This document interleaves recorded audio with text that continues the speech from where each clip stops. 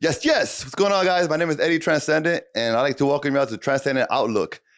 This is pretty much your daily oasis of positive vibes.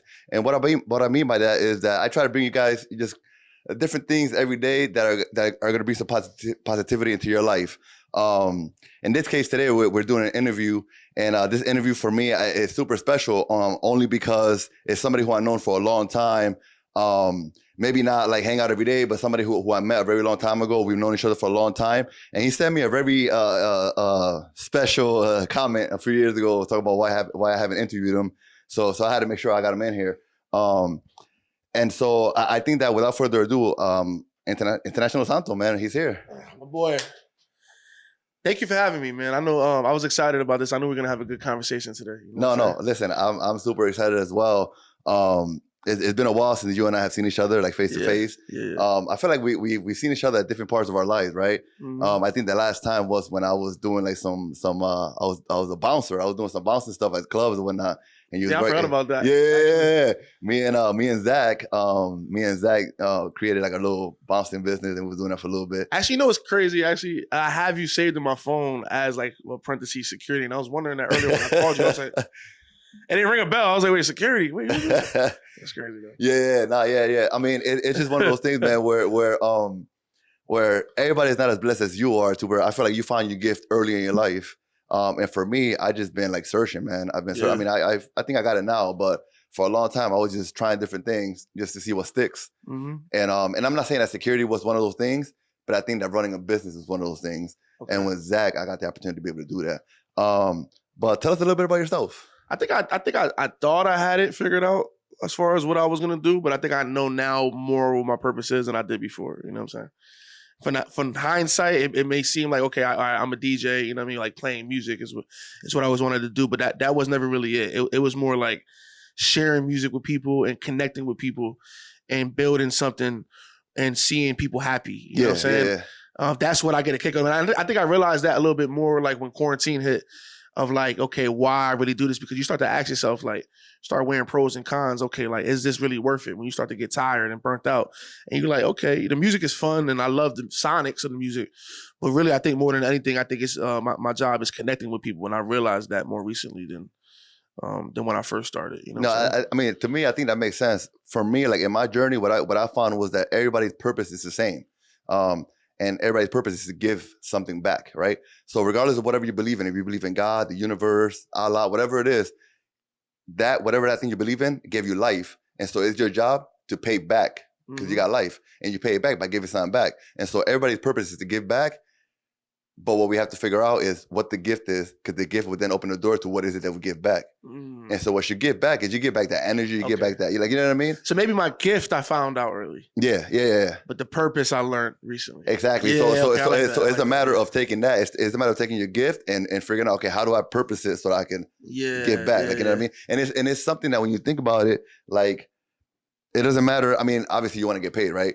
But you would do it, like, if you could just quarantine. I mean, you were just doing it. I mean, I don't know how that worked. Matter of fact, tell me about that a little bit. How did that work out? Like, how did it come about?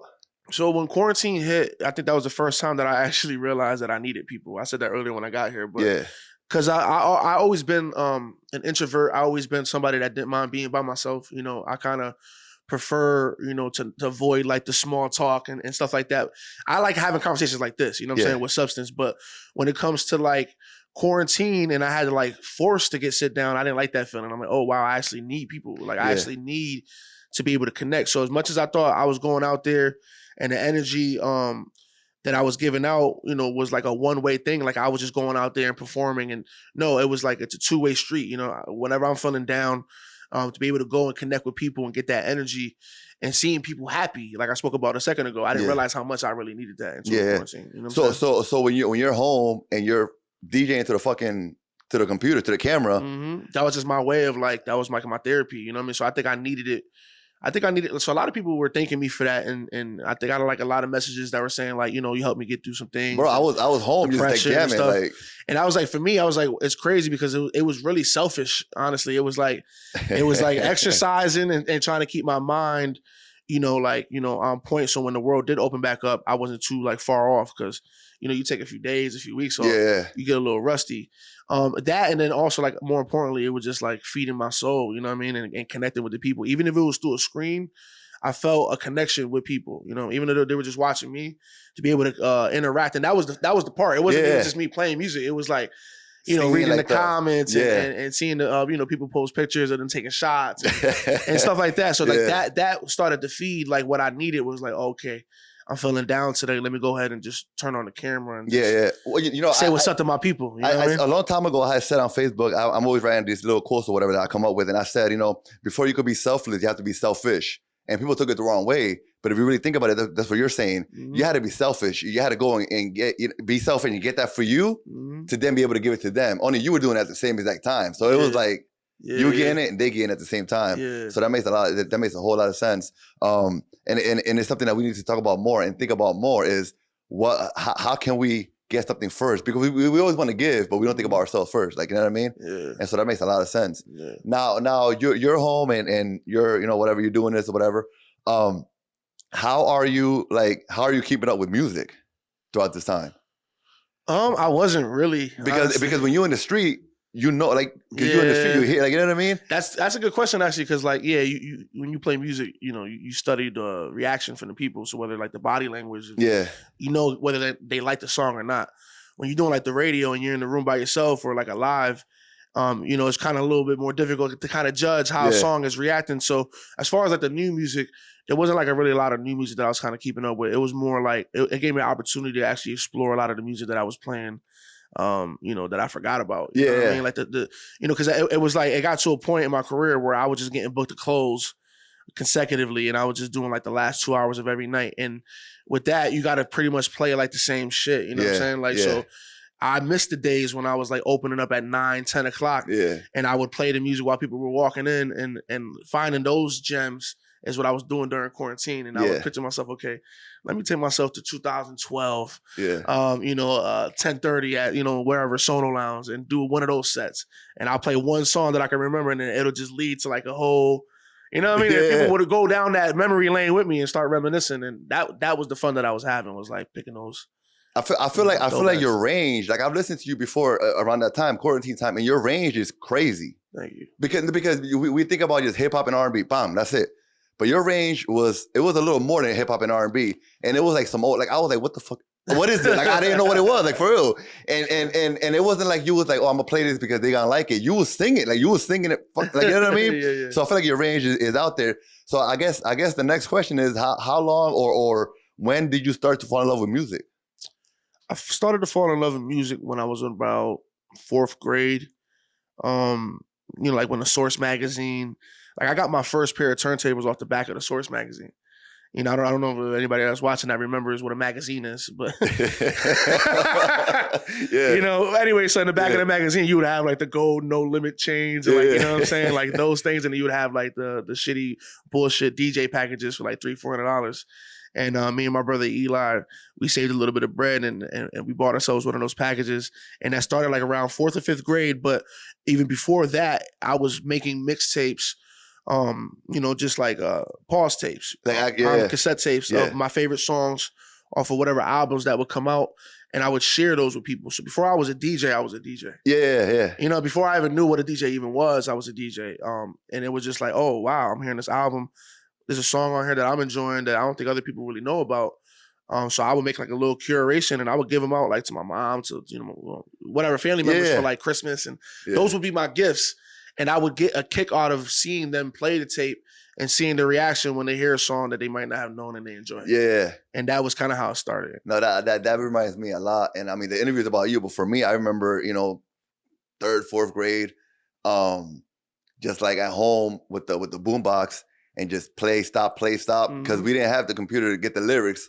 So for me to get lyrics for music, I had to play, stop, write down, and that's how I would know the music. But for me, it was like straight salsa when I was coming up. Oh yeah, and you're Latino too. So what was the first love for you as far as like genre?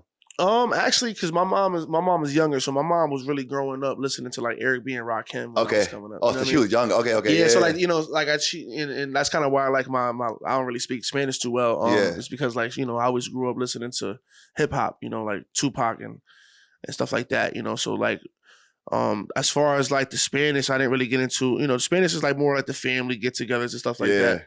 But as far as like love, I really fell in love with like the Capital Punishment, Big Pun around that oof, time. yeah, That's like my era, like the DMX's first album, like, yeah. that era is when I really like fell hard. Like, oh, this Yeah, is I think that was me too. I think that Hard Knock Life, like it was kind of like around the same time, Jay Z. Mhm. Because for me it was all Latino until I got to that point, and then hip hop started coming into my life, and I started to accept it and really take on to the music. So that's super interesting. And my Nah, bad to cut you off, but no, no, go, go. I gotta give some acknowledgement to freestyle music. You know what I Yeah, mean? As coming up as a Puerto Rican, you know what I'm saying? Having that Stevie B cassette yeah. single or whatever, like playing over and over and over again in my Yeah, my Walkman. it sucks, man, because like I feel bad because I don't have that love for freestyle, man. Like people go crazy, and I'm just like, because it wasn't played in my house. Like my mom Nah. wasn't playing that. Now my mom was she was older, and she liked she liked the salsa, the merengue, the bachata, but the freestyle, I think I don't. It just never happened. So when I see people get excited, I get excited for them, but I can't because I don't. Yeah. Because when music comes up, it takes you back to a place or to something, like, you know what I mean. And for me, Yeah. freestyle doesn't take me nowhere. So where it takes me is freestyle and like old like dance music, like CNC Music Factory and stuff like that. Like when I hear that music now, it reminds me of when my aunt and my mom used to get ready to go out, and like me and my cousin would have to like, all right, it's a sleepover now. You know what I'm saying? So we waiting for them, playing the tunnel or whatever it is, and they getting dressed and they getting ready to go hit the scene, like Montego Bay, Yeah. at the time, which is like Club Van Dome. If anybody in Connecticut that's watching. So like that was like their era. So when I hear that music, it brings a nostalgic feeling for when they would go out and that was like their party days. Yeah, You know what I'm yeah. saying? No, that makes perfect sense. But let's back it up a little bit and talk about where you grew up. You were born and raised here. So I got the, Oh, you got that. I saw it. I wore the Bluefish for you today, my boy. You know what I'm saying? Bridgeport representing. Yeah. So born and raised. Yes. And we're East Side, West Side. I lived on the West Side for most of my life, but I actually spent a lot of time on the East Side. Just because that's where my boy Odiel had like the foundation was at his crib. So we used to be posted up like during high school days. And we would just skip school and just go to his crib and just be posted up on East Main and just so like I kind of bounced around. You know what I mean? Yeah. No, definitely. I mean, yeah, bouncing around. I think that was the same for everybody. I mean, it was for different reasons. For me, we just couldn't.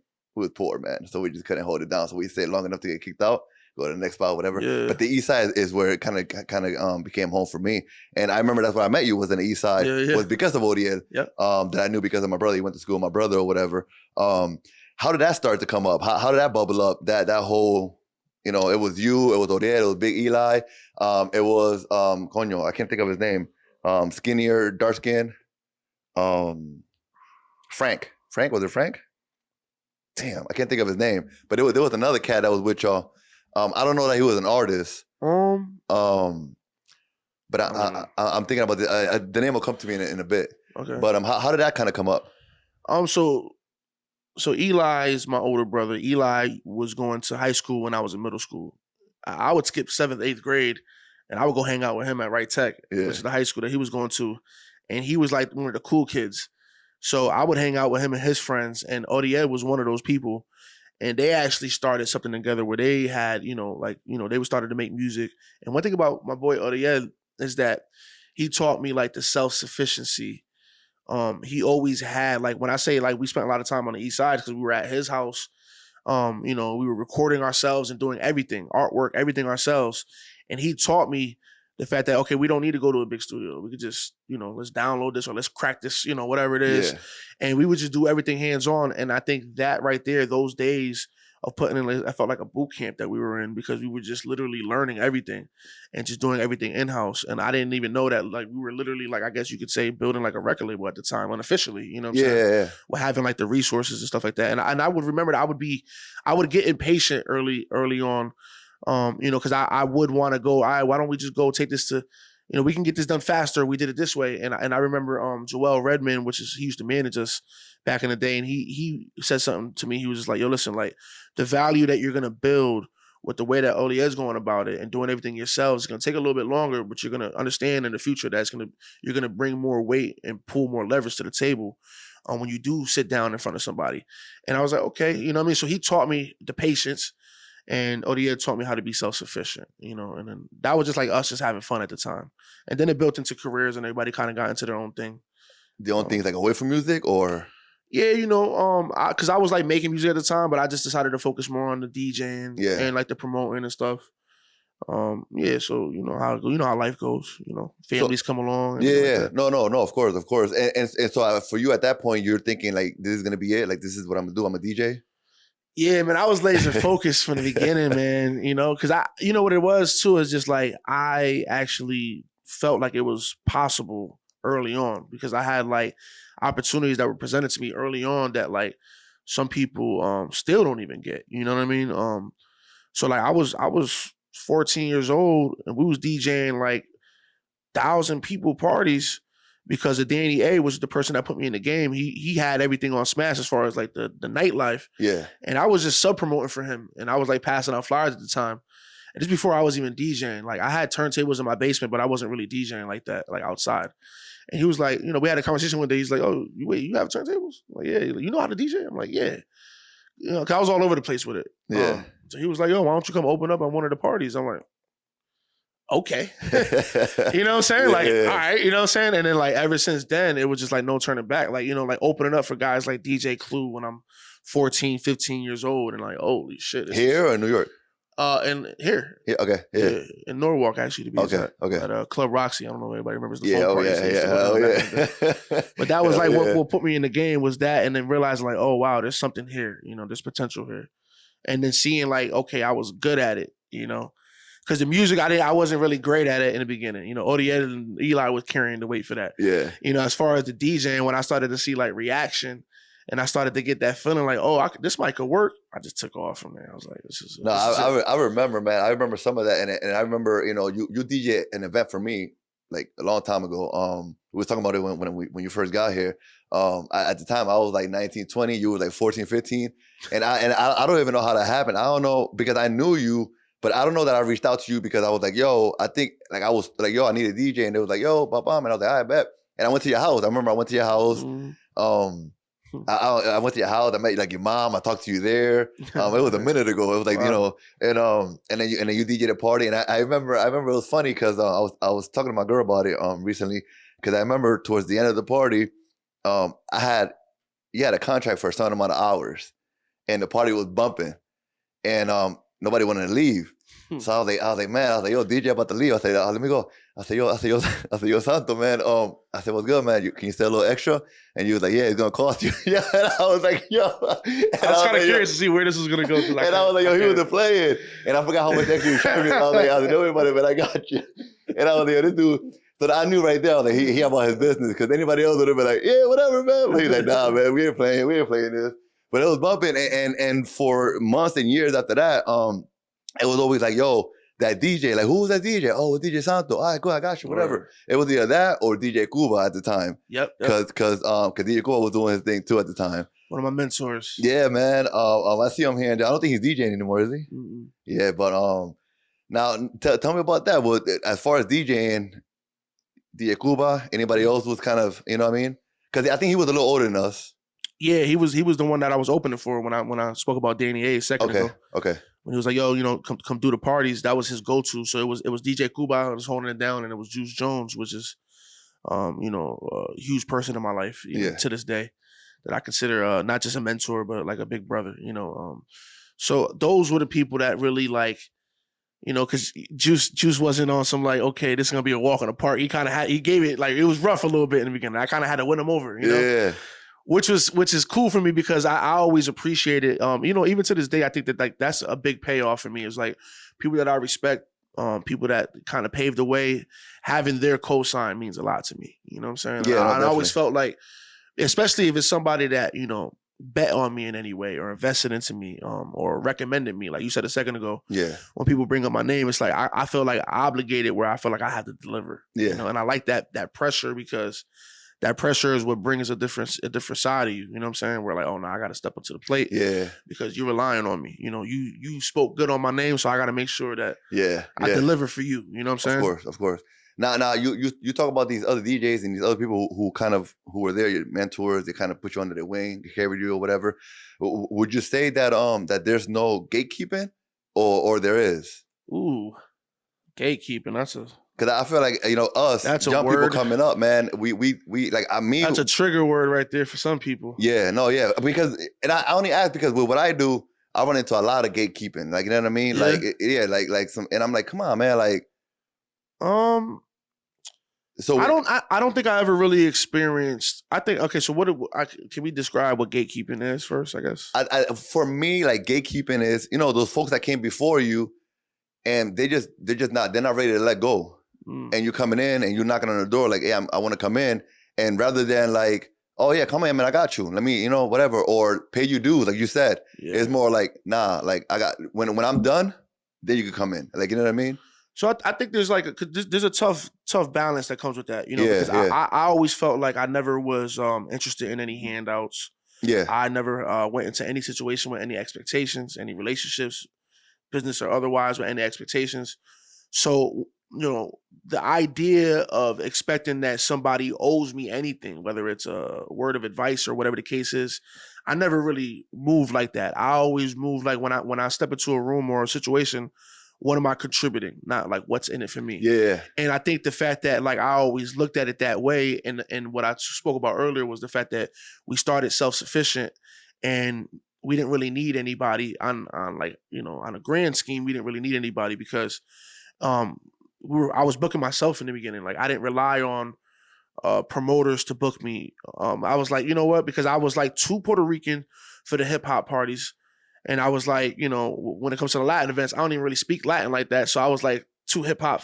Yeah. So it was like, it was kind of hard for me to kind of fit in on a lot of the events that were going on. So we just started doing our own thing. Yeah. And I think that leverage that we built, I never felt like anybody could prevent me from doing what I wanted to do, because I never put nobody in a position to have that power. Yeah. Over getting the. So, but don't get it twisted. Yeah, there are people that are going to say, okay, listen, pay your dues and stuff like that. And that's not saying that that's gatekeeping. Yeah. That's saying, okay, you know what? If I'm going to invest my time into you, I got to make sure that you're serious and you're worth investing into. Mm-hmm. That's not gatekeeping. I think gatekeeping is more of like the selfish, okay, yes, I have something that I could share with you that's not going to cost me anything. And I see potential in you, but I'm threatened by you. So I'd rather withhold that information because I'm scared that you might take my spot. Exactly. Yeah. That's that's a little different. But I never had a problem with paying dues and working my way up. I think when it comes to the gatekeeping, I just feel like that's an excuse that some people like to use. Because people talk about, when it comes to Connecticut, they talk about how much of a lack of support there is. And I agree to a certain extent, but I just feel like you're gonna get what you put in any situation. So the way I see it, if I go into my phone right now, I can scroll through and I can just and pick a name, and I'm about 90% sure if I made a phone call, they're gonna pick up. And for me, a lot of people can't say the same, you know what I mean? But I just think that I surrounded myself, and like I said, with the relationships that I built, people know I'm not just gonna call for no reason. And like I said, I don't really ask for handouts like that. You know what I'm saying? So if I'm calling for a favor, people are usually enthusiastic about helping me out with whatever I need, because they know at the end of the day I'm bringing something to the table too. Yeah, you know what I mean? That's a long answer, but no. Gatekeeping is a sensitive subject. No, it is. But I think it's something that's worth talking about. Like, you know what I mean? And I see you, some of the things that you do for the community. We talked about earlier with Cav and whatnot, and with the young DJs, even somebody like Bam, like, you know what I mean? I see the support that you give them. I'm in the comments, I'm reading or whatever, and so I see that, and so I assume that you got that, and that's what you know what I mean? Yeah. Not that you're doing it because of that, but that example that was given to you, you're paying it forward, like, you know what I mean? Yeah. I think that is. I think that did have a lot to do with it. The fact that when I was coming in, I had mentors off the rip that were helping me out. So for me, it was kind of like, I don't have kids. So for me, it was kind of like, okay, I got to pay it forward somehow, some way, and do my career is the way that I do that, what I'm saying? However I can, Now, as you're coming up and, you're talking about, having that circle of people, the people that you can call, whatever. How did that happen? How did it come about? When do you start to like, not like literally saying, yo, I can't fuck with you. I can't mess with you no more. But how do you start to like kind of like build that circle? Because I feel like when you start to build that circle, you start to push, you know what I mean? Not like, not literally push people away, but you start to say, I can't really deal with this, whatever. Like, you know what I mean? How did that come about for you? That was a little, actually, that's a good question too, actually, because, coming up, it's all about, okay, we got to work with what we have, so, resources are slim when you're coming up. So we're just doing everything ourselves. So for us, it's kind of like we always just relied on ourselves. So I don't know. It's kind of hard to. It's kind of. What was the question again? Well, the question was, how do you go about building that circle? Like, you know what I mean? So yeah. So we rely on ourselves. Everything. So what happens is, I'll get put in a situation where I know how to do something, but I'm not necessarily passionate about it. Right. So like graphic designing, I know how to graphic design because I had no choice but to learn how to graphic design. But that's not something that I'm passionate about. So for me, whenever one of my friends or any associates call me and they ask me, "Yo, can you just knock out this design real quick?" It makes me miserable. Yeah. Because I can do it, but I don't want to do it. Yeah.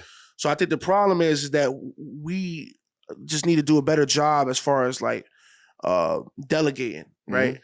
And when we don't do that, then that's when we get overwhelmed. Yeah. Right. And when we're overwhelmed and we're just only relying on us, then that's when people start to fall off because it starts to become too much to handle. Yeah. Right. So that's pretty much what I was trying to get at.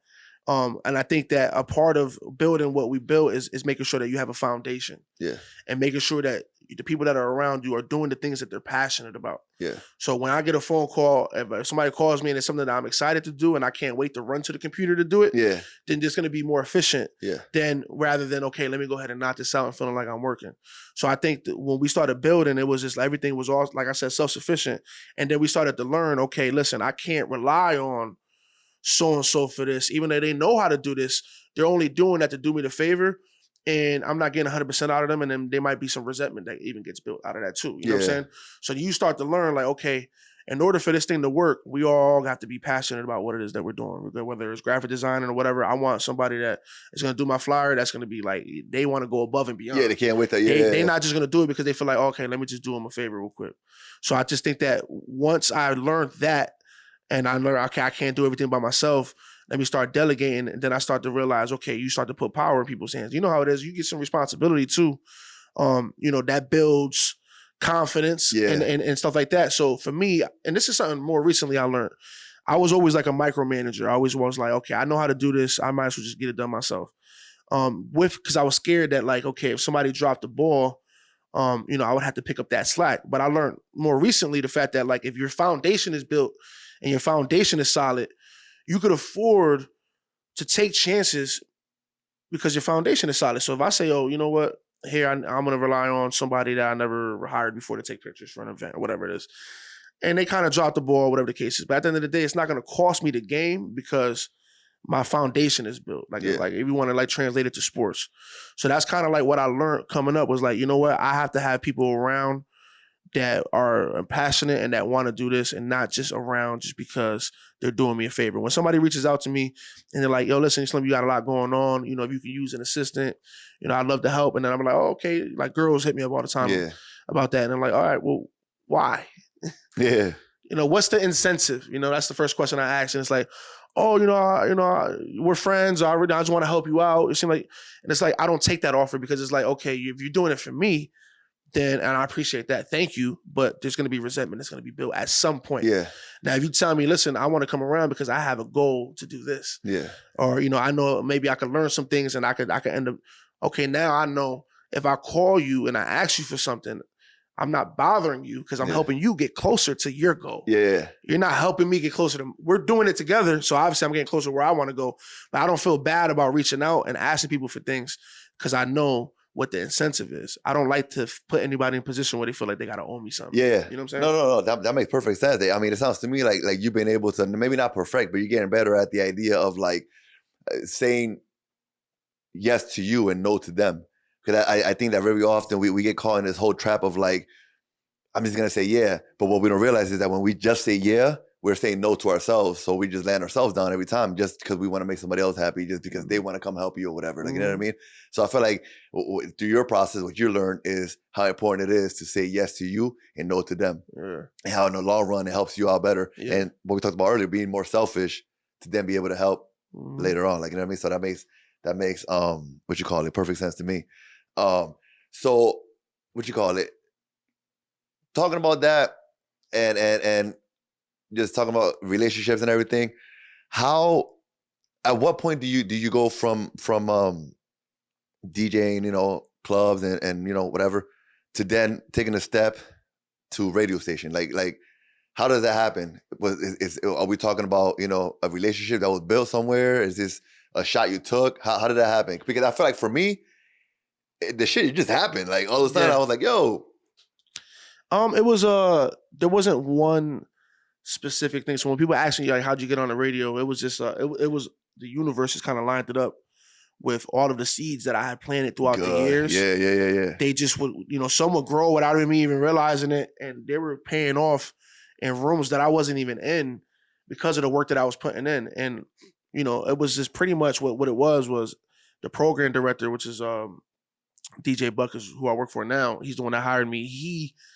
Once he had heard about me, he heard it through people that he trusted. Yeah. And I'm glad that you're asking this, because this is a huge thing. Like when you talk about like what a testimonial means to people, it's like, okay, I'd rather put in the work and I'd rather not have to go up and sell myself because there's somebody that you trust that's selling me to you for me. Yeah. You know what I'm saying? Yeah. And that happened with it was more than one person, you know? So like Joey Franchise was a DJ that was on the station that we would book in our area. So basically, if anybody that's watching, if you're not from Connecticut, there's two sides of Connecticut. You got the 860 area, which is like where the station thrives. And then you have the 203 area, which is where I'm from, which is closer to New York, which we don't really even get the station really even clearly out here.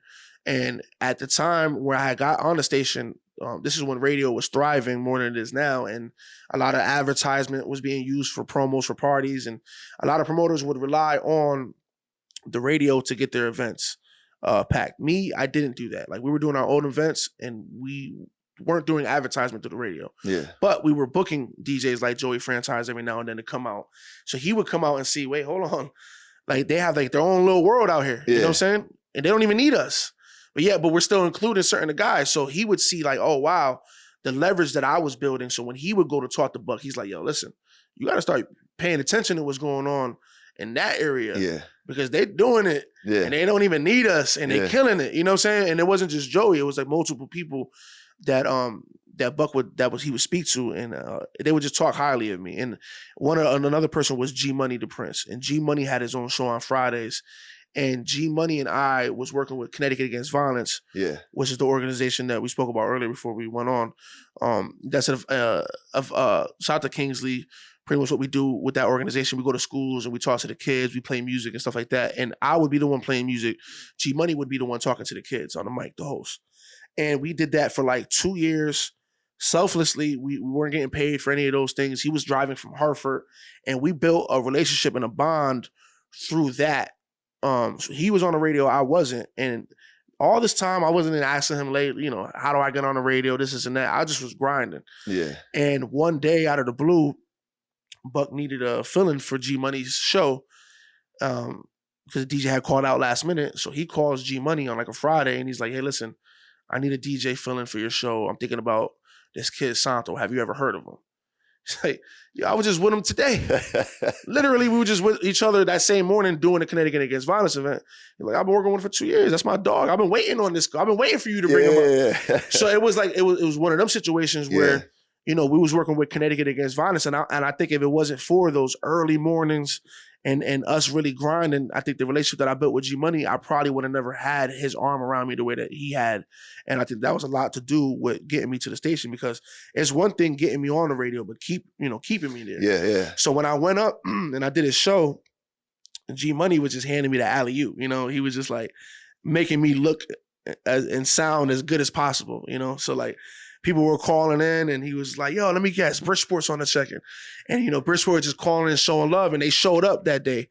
On my first time on the radio. And since then, that painted a picture like, oh, okay, this kid is worth investing to because he's bringing something to the table.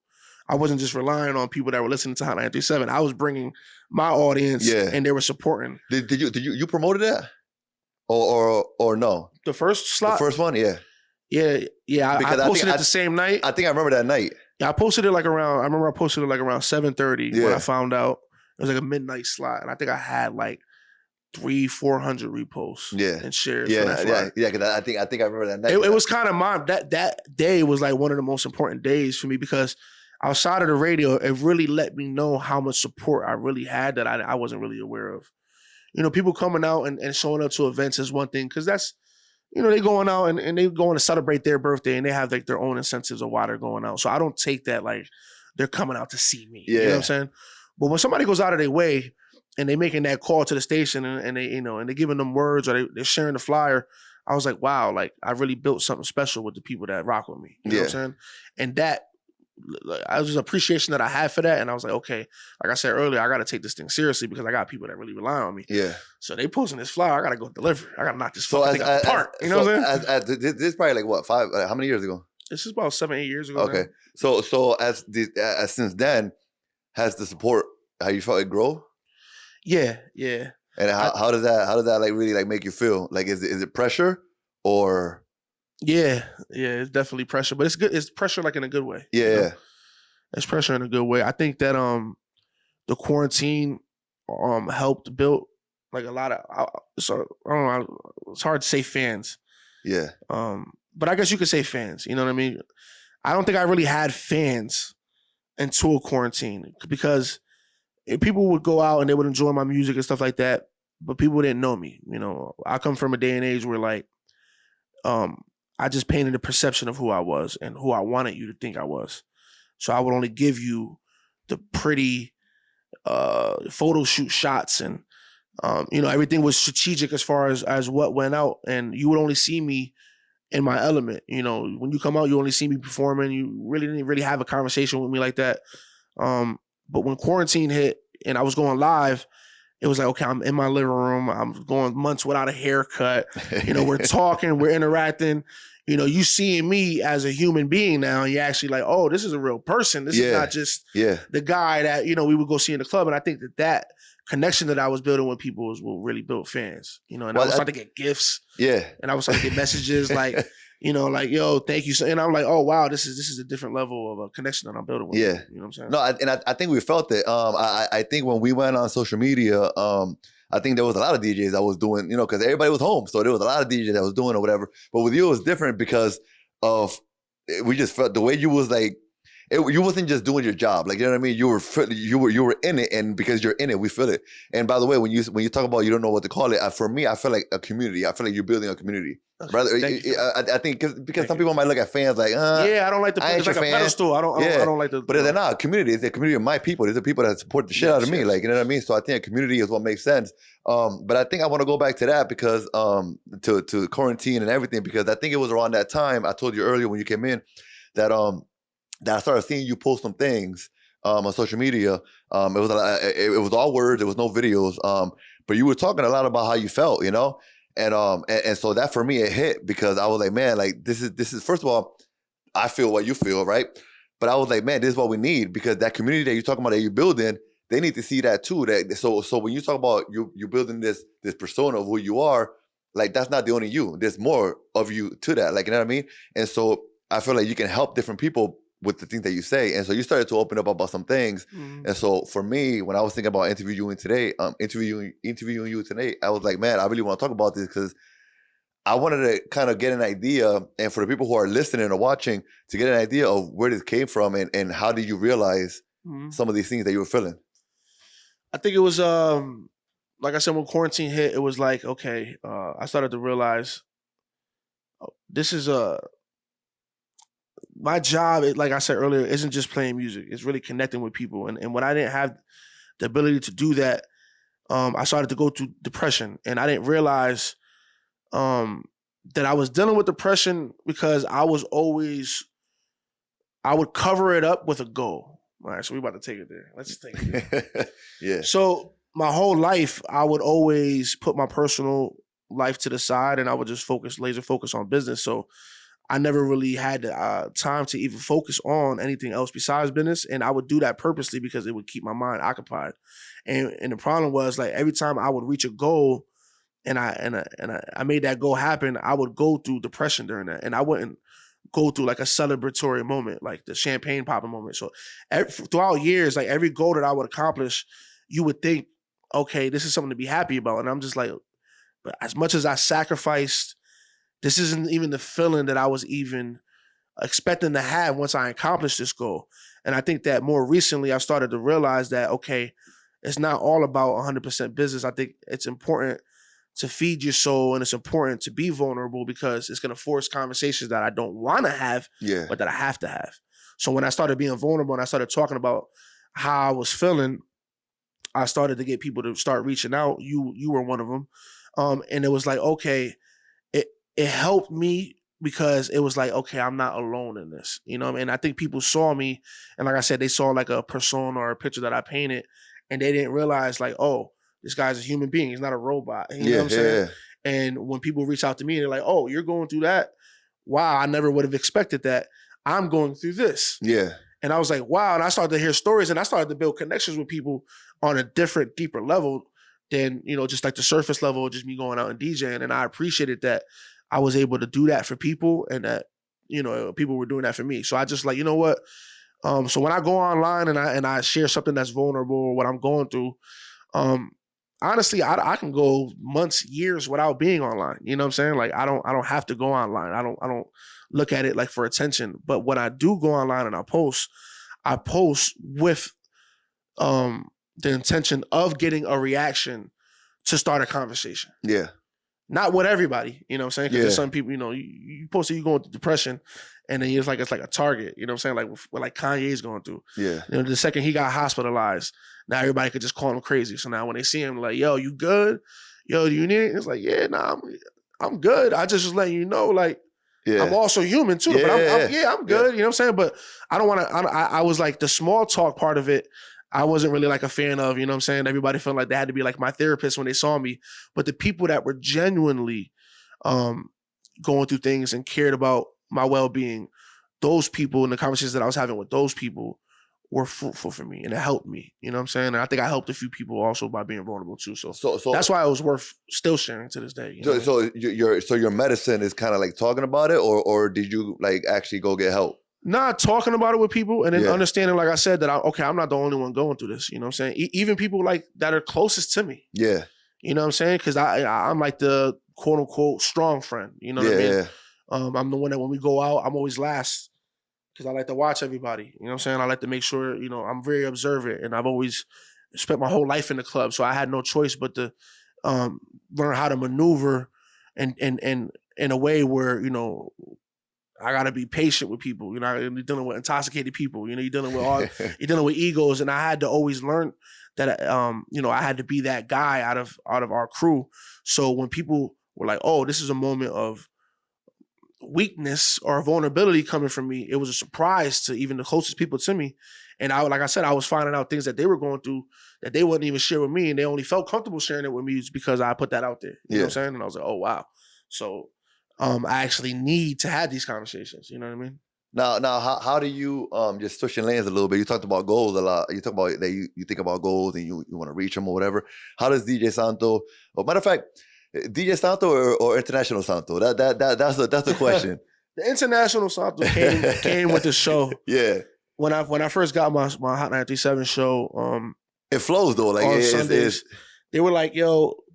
So Buck had came out to a club that I did, and he was like, "Yo, I want to give you the show, but I want you to do like what you do in the clubs. You play everything, all genres and stuff like that." And I'm like, "Okay, that sounds like fun, but like, how can we brand it?" So we thought about going with the international route because that's like a disclaimer. Like you tune into the show, I could be playing literally any genre, and I don't have to explain to you why I'm playing that genre because you already know. The name of the show is international, so it gives me that leeway to kind of have freedom, right? So I just think that like me playing all the genres and all that, the whole international, I just wanted to speak it into existence. I wasn't even traveling at the time. Yeah. When I first got on the radio like that. And I was like, you know what? I'm just gonna add international to my name on my Instagram handle and promote the show. And then next thing you know, I started getting booked different places, and it started like becoming to create the International Santo, but that's just my Instagram handle, really. Yeah. So you know what I'm saying? So how does International Santo I guess you could say think of or create goals? Like how does that work for you? Because of who you are, like, you know what I mean? Like, I mean, you're at the level that you're at now. Mm-hmm. How does it work for you to create goals? I just think that these days, I don't know, man. These days, I'm just kind of focused on like more what I'm passionate about, man. Honestly, yeah. Because like I was saying before, it's like I don't know. Just I feel like as far as like there's not really too much more that I can accomplish that's gonna feed my soul. Like I've DJ'd for all types of celebrities and all types of crazy crowds, and I think for me, it's just kind of like I have to like when I set a goal now, it's kind of like okay, like you said earlier, like there has to be purpose behind it because I have to be passionate about it. So I don't want to just do anything anymore just for the sake of because I feel like I have to. You know what I'm saying? I want to get to a position where it's like, okay, I'm focusing on doing this so then it don't feel like a goal. You know what I'm saying? So when we finally get to where we gotta go, it's like, okay, it's just a part of the process. I think, yeah, as far as setting goals, I don't go about it like how most people go about it. You know what I mean? Yeah. I'm trying to have fun with it, you know. So if we fall, that's another thing too. Like with the expectations, you fall short a little bit, then there's disappointment that comes with that. Us is just like, yo, we're gonna have fun doing this, and we're gonna grind. If it's like, okay, the goal is, okay, maybe I want to get into this upper echelon of venues. Okay, we know how we're gonna go about getting there. Yeah. But we just got to make sure that you know the foundation is solid. That's what I was talking about earlier, and I can't do that by myself. So when I set a goal, you know, there's a lot of people that it includes, you know what I'm saying? So down to videographers, photographers, designers, promoters, sub-promoters, bottle girls, you know what I'm saying? Yeah. So it's like everybody, it's like an economy. So when I look at a goal and I set a goal now, it's like, okay, it's not just, okay, how is this going to benefit me? How is this going to benefit what we're doing on a grand scheme? How's it going to benefit everybody that's around me? You know what I'm saying? So and when you came in a little while ago, we talked a little bit about producing and whatnot. Is that what's coming up next for you, or let's talk about that a little bit, because I feel like when you came in, that's the kind of the vibe I got from you. Like, all right, that's where I'm going now. That's where my passion is now. So is that where we're going? Is that something we want to talk about, or not really? That's just honestly, the producing is really just kind of made me fall in love with music again. You know, you can get burnt out pretty easily doing this. So for me, I had to like, let me take a step back and let me just focus on what I love. And that's just really, like I said, making people feel, right? So, all right. So what happened was I DJ'd Hot Jam one year and it was like 20,000 people, bro. And I remember like, I was looking so forward to DJing a crowd that was this big. And when I finally did it, I didn't get the feeling that I thought I was going to get. And I got scared by that. Like I didn't even get butterflies. Yeah. Like I remember being backstage and not feeling a single emotion before and after I got off the stage. Yeah. And that was like the scariest moment of my whole life. Was like, how is that even possible? Like I have to do something to get those butterflies back. Yeah. You know, when we talked about the pressure before. Yeah. I need to get something that's gonna feel pressure, because if not, I'm gonna get complacent. And then I'm gonna feel like, okay, there's nothing that's gonna be able to push me. So let me take on a challenge. So that's really what the producing was. It was like, okay, let me take on a challenge. And now if I get into a room and I'm playing my music for one or two people in a room, I'm getting more nervous and anxious about that than I am to perform in front of 20,000 people. Yeah. Because this is something that I already felt like I perfected the DJing. As far as making music, this is something that I'm getting into that I have a huge respect for, because I don't play instruments, you know what I'm saying? So like with musicians, so I show it, you know, we talk about producing.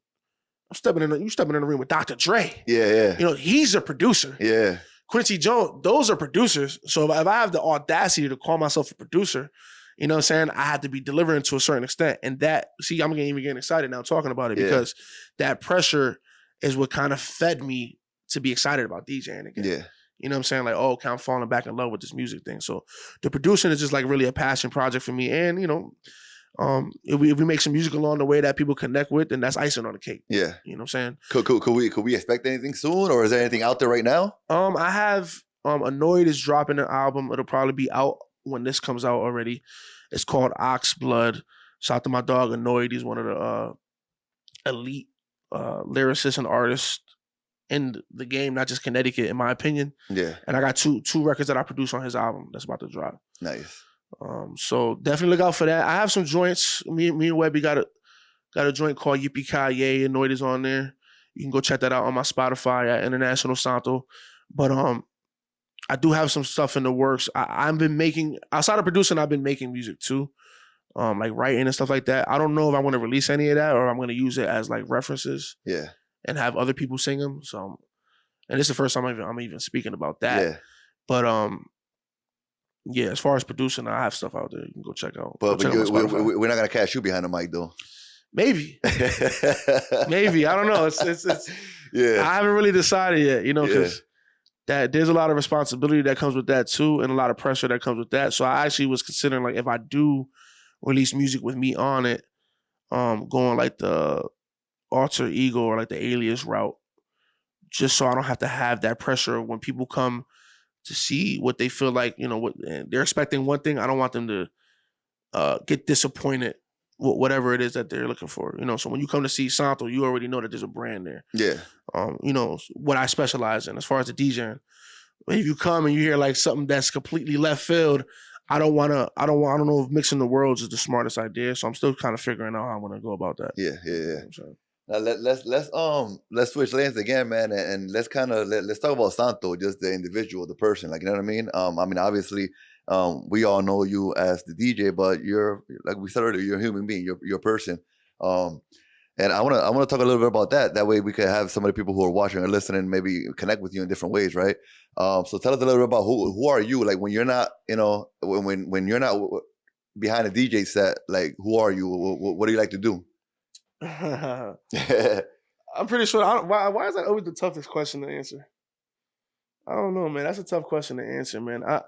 I'm big in the family. You know what I'm saying? I'm real big in the family. You know, it's tough, man, because like I would like to spend more personal. I mean, we spoke about that earlier when I got here before the camera, but like spending more personal time with the fam and just. I don't have kids, so I feel like for me, it's important that I share the recipe. So whatever it is that I'm learning along the way, I'm always gonna make sure that I'm gonna pay it forward. So that's a huge thing for me. So outside of like the business aside, I take the next generation coming up very seriously. Like I have a huge respect for people that are parents, you know what I'm saying? Because you're raising the next generation. You know, so I understand that there's decisions that y'all make versus me. I have a little bit more freedom. So I understand that there's a privilege that comes with that. So me, I just want to know that like, okay, I want to be useful in some sort of way, you know what I'm saying, to the next generation. So whether it be through Connecticut Against Violence, whether it be through whatever I have going on through business, whatever I can share, I want to be somebody that people can lean on and people could count on if they need, you know, whatever it is. Because I have people I can call, like I said a second ago, if I need mentorship. So I want people to feel that about me. You know what I mean? I want to be able to help create opportunities for people and stuff like that. So I just think that like for me, it's bigger than what my personal goals are. You know, I want to make an impact. You know, I love this hip hop thing. I love the culture. I love my people, you know what I'm saying? I love to see people happy, and however I could be an instrument to contribute to those things, whether it be through music or one day, you know, maybe playing more behind the scenes route, that's who I want to be. You know what I mean? I want to be the guy that contributed, you know what I mean? Not the guy that came and just took. Yeah, no, most You know definitely. So you're not a vacation. You don't really care for vacations, like. And I only ask this because I'm kind of comparing myself with my passion and what I do to vacations and whatnot. Where I'm in a place in my life where I love my life. Like I love my life. I love getting up in the morning. I love what I do. And so I don't really care for vacations like that. I mean, if we go, that's cool. But I'm not looking forward to it. Like my goal is not to get to that next vacation or to the next day off because I love my day to day. When I'm on vacation, I'm thinking about can't wait to get back, get up, go to the gym, do my regular life. Like, you know what I mean? So is that kind of where you're at? Where? It's funny because I'm like forcing myself to take time off, like, you know what I mean? Because it doesn't come natural to take a vacation and completely have your phone, be unattentive to your phone. But I think I'm realizing the older that I get that it's important to feed my soul and make sure that I'm happy personally. So like, I've been like going on dates and stuff like that recently. I've been like, you know, taking, okay, I've been all right. I've been listening to the universe. Yeah. I think that it's like a stereotype. It's like a cliche. I'd say, like, as far as like how people feel like they have control. Mm-hmm. And I'm realizing now, like, you know what? If it gets canceled, I'm not just gonna rush to try to go fill it in for the sake of filling it in. Something happens where the opportunity that I want to go do that fills it in, cool. But if it's an opportunity for me to maybe sit back and go take a night off and go maybe just go plug in and go catch up with some people that I haven't seen in a while, or go work on some music or something like that, I'm doing that now, and I'm not feeling bad about it. Because I think before, I was always feeling like I was wasting my time if I wasn't doing anything productive. And one thing that I learned actually from my dog, Chris Webby, because I asked Chris Webby, he made so much music in his life, and I'm just like, bro, how do you keep finding the inspiration to talk about different things? And he was just like, yo, you got to learn how to close the laptop. That's what he told me. So when I'm sitting there and I'm trying to make a beat or whatever the case is, if nothing's coming to me and I'm not feeling passionate about anything, just close the laptop. Yeah. Go live life. You know what I'm saying? And you're going to run back to the laptop. Mm-hmm. You're not going to wait to get back to the laptop after you go live a little bit of life and you go find some inspiration. So he was like, one thing he told me was like, you can't call on inspiration. Inspiration calls on you. Mm-hmm. And the only way for that to happen is to be able to live your life and, just to listen to the universe. You know what I'm saying? So that's kind of what I've been trying to practice on now. And I think it's been working because I've been excited. Like, there's a level of enthusiasm that I have about going back and making music, because I'm not like just, okay, I'm sitting at the computer, I have this amount of hours, I have to leave here with something. Yeah. It's not like that anymore. Now it's like, okay, you know what? If it comes to me, it comes to me. And if it doesn't, it doesn't. And I'm okay with that either way. I feel like I'm not wasting my time if I sit down and I have a productive conversation with my brother. It's like, or my sister or whatever. You know what I'm saying? It's not a waste of time anymore. I feel it's a balance, and it's not a question. It's more of the way I look at it. Life is a balance. And what we need to understand is that the balance is different for everybody. So what might work for you may not work for me, and vice versa. And so you have to find that balance, and that balance happens. You don't have to go look for it. You don't have to, like, you know what I mean? You just live life and you figure out what the balance is. The balance may be that you don't take any vacations and you just work because you love it, and that's okay. Others may look at it and be like, man, you need to take a vacation. Be like, no, I'm good. Like, I'm happy as hell. Like, I'm good. I'm where I want to be. And as I'm listening to you talk, it's crazy because I'm people who are watching, people who are listening to the podcast right now, they may or may not be learning about a DJ Santo that they didn't know. I know for me, I'm like, I feel like I'm meeting a whole new person, and I love it. And so I have a personal question I want to ask you. What would you say is the difference between motivation and inspiration? I think the motivation, is, okay, you're trying to get to a goal, you're passionate about something.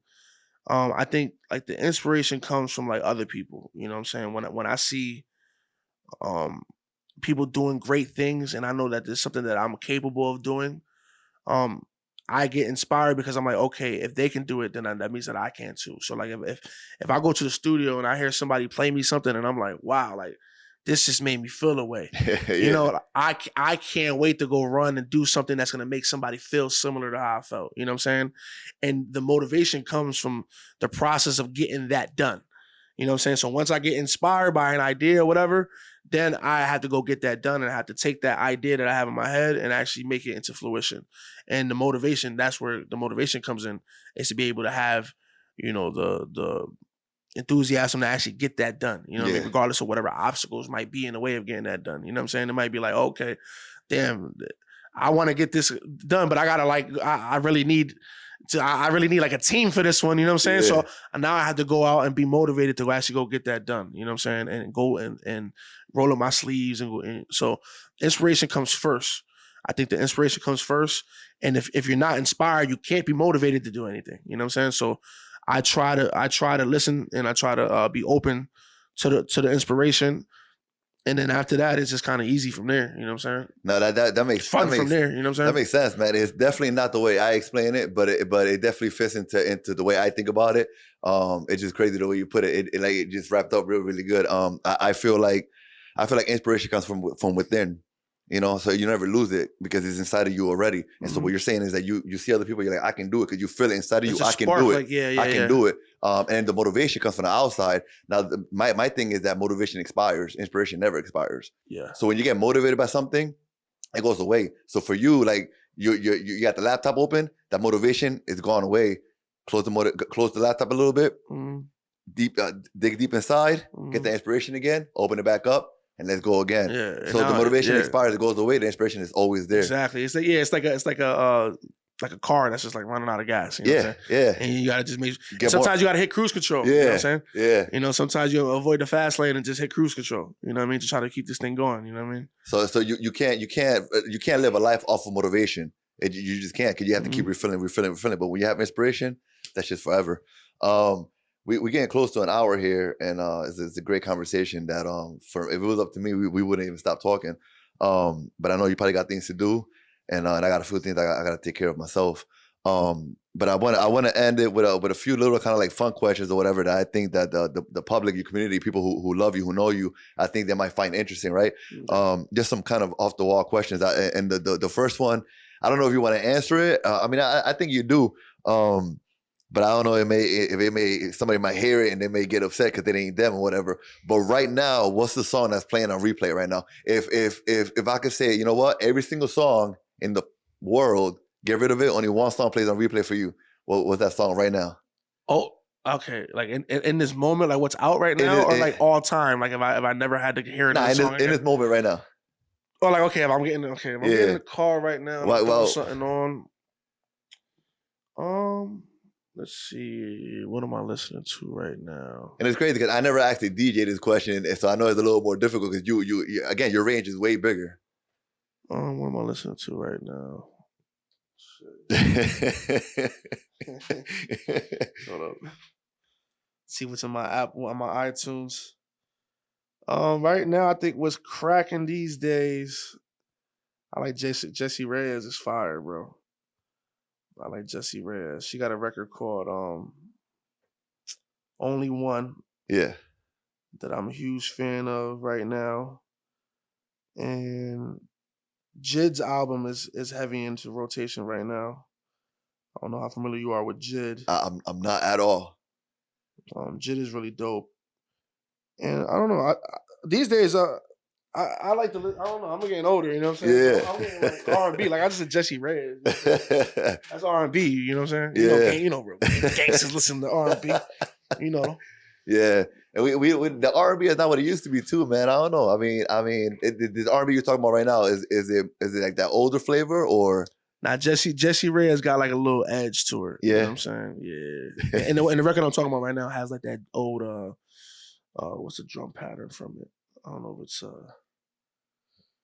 Come and Talk to Me. I forgot what drum pattern that was, the Jodeci, but it has like old school drums. That's kind of why I like it. Yeah. So shout out to Jessie Reyes. She's gonna be in town soon. So Connecticut. If you're watching, when she gonna be over here? In December. Okay, cool. Yeah. We'll make sure we link her in the bottom. Favorite food? Rice. Favorite dish. My favorite food is rice, man. You go on tour with me, like my mission is like, yo, where the rice at? You can ask anybody that I go on tour with. It's like I'm gonna figure out where the rice at. Yeah, whether it's like the Spanish, the Jamaican, whatever it is. I just like rice. You know what I'm saying? And what's the best spot right now? Not mom's house. We already know. Not like I could do like hibachi. You know what I'm saying? Yeah. Peruvian food is kind of like stepping up these days, heavy. Is there a specific Peruvian spot we should be checking out? Okay. Most recently, I actually tried a spot called Flaming in Hartford. Okay. That was really, really good. It was Peruvian. So if you're in the Hartford area, you should go check out Flaming. I'm gonna have to check it out myself. Yeah, it's fine. Bro, thank you so much for the interview, man. Again, time is flying by. I'm happy. I'm super happy because I feel like I met a whole new person, man. And this is what it's all about. It's all about showing people that, you know, there's more to us than what people see, you know? Yeah. And especially for you, because we don't really see that much of you. Like even on your social media, once in a while you might share, you know, here and there. But for the most part, we don't really get to see who is, you know, the Santo. So for me, I feel I'm super happy and I feel super privileged to have this opportunity to Thank you. to interview. Hopefully it ain't the last time. Hopefully I can catch you later on. when things are even better than what they are now. Thank you. And man. we can have the conversation or whatever. Maybe by then you have some little ones running around, and we feel about that. My voice speaking into existence. Hey, listen, man, I ain't running away from it. You know what I'm saying? Is there? I told you that before. I'm listening to the universe. If that's what it got lined up for me, then bring it on. You know. Is there anything else you want to? Matter of fact, before we go, I really want to. I want to talk to the kids a little bit. I want to talk to the young ones a little bit. Just maybe some advice. As far as like purpose and really figuring that out. I think so for me personally, I think what helps me get through and find that inspiration and that motivation that we're talking about earlier is like, figuring out what your purpose is, right? So it's like figuring out what is going to make you get up on a day that you're exhausted. Yeah. When you're burnt out, what's going to make you hit that second wind? What is it that you're passionate about? And it's not just about like, okay, I love playing music. I'm passionate about making music. But like I said earlier, I'm more passionate about the connection that I'm making with people and knowing that, okay, maybe I had a long week. Okay, maybe if I add up the amount of hours that I probably put in last week, it probably won't even equate to the amount of money that I should have made, depending on the hours that I put in. But if I also equate not just the financial part, but if I equate maybe some opportunities that maybe came along, that maybe some seeds that were planted that could grow into something in the future, or maybe the work that I put in may have inspired to people around me to help feed their family and help give them opportunities. So I look at those things as a way to inspire me as well, where it's like, I'm not just selfishly, okay, what's in it for me when I go into a situation? Okay, if I go and I'm stressed out on an event that I'm doing, okay, I have to consider, if I decide to throw in a towel on this, there's people that are relying on this opportunity and this economy that we built. And that's what kind of gets me through. So I try to take myself out and I say, okay, listen, if I was to remove myself from this situation, is the bridge going to fall down? You know what I'm saying? And who's going down with it? And when I think about those people, usually it's people that I care about and I can't let those people down. So for me, it gives me that motivation that I need to be able to step up to the plate. And, some people might be a little bit more selfish. You might have, a career that you're chasing and goals that you're trying to meet, but you got to understand, in order to get there, you can't do it by yourself. I don't really care what it is that you're doing. You're going to need, so whether it's in your personal life, somebody to lean on, or somebody to plug into, or whether it's a business associate, but always be open-minded to knowing the fact that you can always learn more and you can always be inspired, but you just got to be open enough to, to find that. So for me, if I'm ever losing inspiration, I make it my business to say, okay, you know what? Tonight, I'm going to be a fan. I'm going out to a concert. I'm paying a ticket price. I'm going to go through the whole thing because that's what I loved to do before I started doing what I'm doing. Yeah. So I had to tap back into why I do this and what about it I do it for. And it's the love of it. So if you might lose focus every now and then, you got to tap back into that.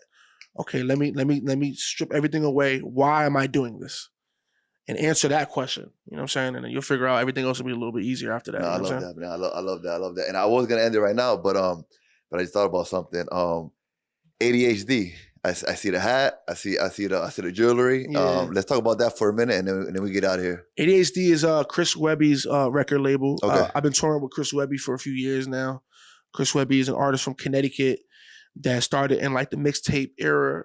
He was real successful, like when datpiff.com what was the thing? Like he was like one of the people that like crashed the website when he was dropping at the time. So he's somebody that transitioned from that internet world and everything like that to actually tangible mixtapes to going and doing like the streaming and the Spotify world and building his own record label, which is ADHD, and keeping it fully independent. So ADHD is it's a record label, but it's grassroots as grassroots can get. Yeah. Yes, ADHD we go through foundation for distribution, but we don't have to run anything by anybody. Any decisions that are being made, or whatever the case is, everything's all in-house. So ADHD is like the family. Like I got this as a gift, this chain right here.